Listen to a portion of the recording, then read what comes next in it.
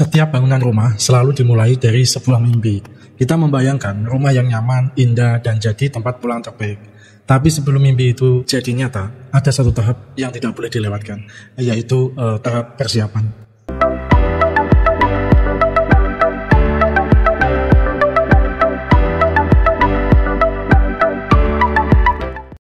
Tanpa persiapan yang matang, proses membangun rumah bisa kacau, biaya bisa membengkak, bahkan berakhir dengan penyesalan.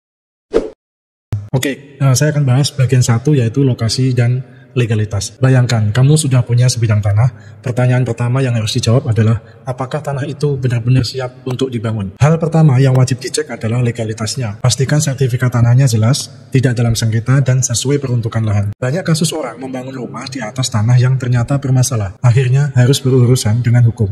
Bahkan rumahnya tidak bisa ditempati. Jadi, jangan sepelekan urusan ini. Selain itu, perhatikan juga akses jalan menuju lokasi. Apakah mudah dilalui kendaraan atau justru sempit dan merepotkan?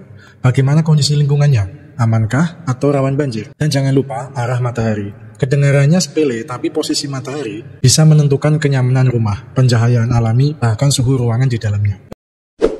Bagian yang kedua, perencanaan keuangan. Setelah yakin dengan lokasi, masuklah di hal yang paling krusial, yaitu anggaran. Banyak orang terlalu bersemangat langsung beli material dan panggil tukang, tapi tidak punya rencana keuangan yang jelas. Padahal, biaya membangun rumah bukan hanya material dan tenaga kerja saja. Ada hal lain yang harus diperhatikan, contohnya perizinan, ada biaya desain, ada finishing, dan hampir selalu ada pengeluaran yang sifatnya adalah tak terduga. Itulah kenapa kita perlu membuat rencana anggaran biaya. Buatlah daftar kebutuhan dari awal sampai akhir, lalu sisihkan dana cadangan sekitar 10 atau 20% lah untuk hal-hal di luar rencana. Percaya deh, dana cadangan ini yang sering menyelamatkan di dalam proses pembangunan agar tidak berhenti di tengah jalan.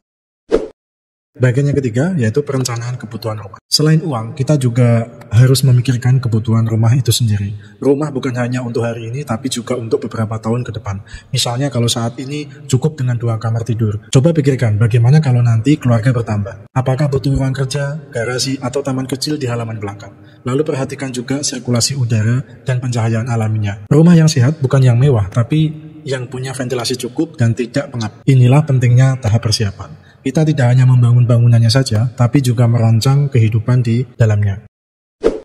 Bagian nomor 4, yaitu pastikan tahap persiapan ini benar-benar dilakukan dengan matang. Cek legalitas tanah, perhatikan lingkungan sekitar, rencanakan anggaran dengan detail, dan pikirkan kebutuhan rumah jangka panjang. Karena pada akhirnya, tahap persiapan inilah yang akan menentukan apakah rumahmu nanti berdiri kokoh, nyaman, dan jadi tempat pulang yang selalu kamu impikan.